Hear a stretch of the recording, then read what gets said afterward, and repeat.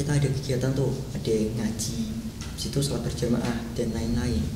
Cukup banyak juga kegiatan pondok. Nah, kita juga tetap harus melaksanakan tanggung jawab kita sebagai pelajar dan juga sebagai salah satu anggota OSIS kan.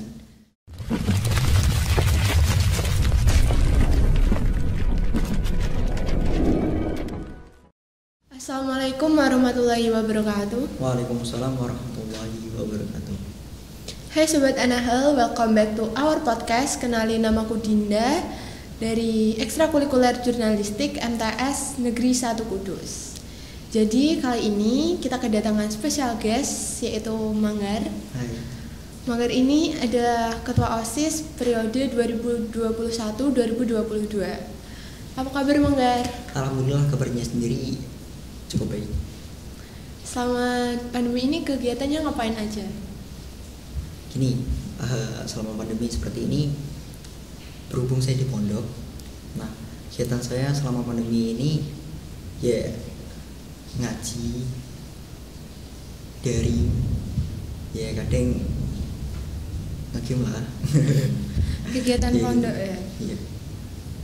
Ya. Bulan-bulan kemarin kan ada pemilihan ketua OSIS. Iya.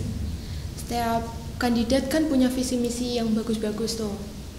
Gimana kok bisa Manggar yang terpilih ketua OSIS? Gimana?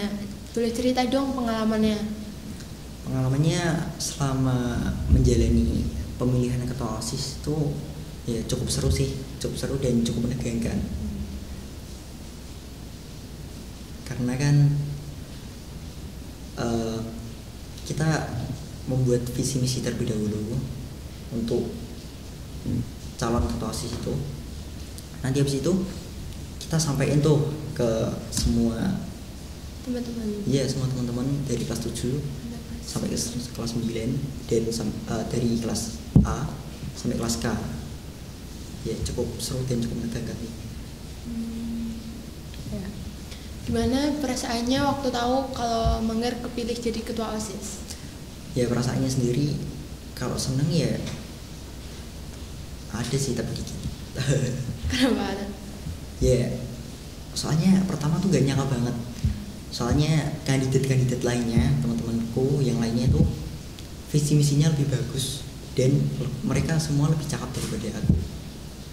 Jadi perasaannya gak nyangka banget lah. Tapi mungkin gara-gara aku pas kelas 7 tuh lebih aktif daripada mereka di organisasi OSIS ini. Tuh. Manggar kan ikut OSIS dari kelas 7. Iya. Pasti tahu dong gimana di OSIS gitu loh. Apa motivasi Manggar ikut OSIS? Motivasi saya sendiri pas kelas 7 itu pas menjadi anggota itu cuman buat nambah pengalaman, terus melihat OSIS tuh kayak seru gitu dan biar lebih akrab sama kakak kelas dan teman-teman lainnya yang beda kelas gitu. Jadi gini, aku tuh udah cukup tertarik OSIS dari kelas 6 SD itu.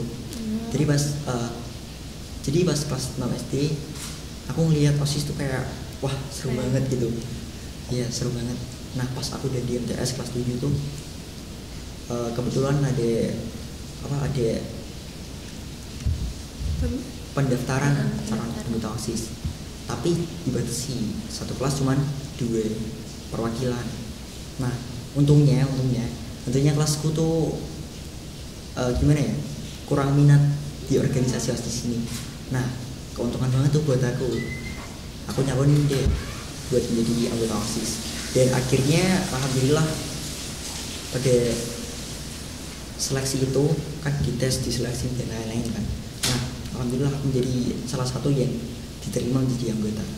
Ya sesuai ekspektasi selama di SD sih, seru gitu. Oke. Temennya Manggar juga daftar OSIS? Ada satu dari satu kelas itu. Kalau motivasi ikut pemilihan ketua OSIS apa? Motivasi saya sendiri pas menjadi salah satu kandidat calon ketua OSIS ya cuman buat belajar bagaimana menjadi pemimpin yang baik dan bijaksana serta menambah pengalaman ya gitulah. Oke. Manggar kan udah ikut OSIS. Menurut Manggar arti dan fungsi OSIS itu apa sih? Arti sendiri dari OSIS itu kan kepanjangan dari organisasi siswa inter sekolah.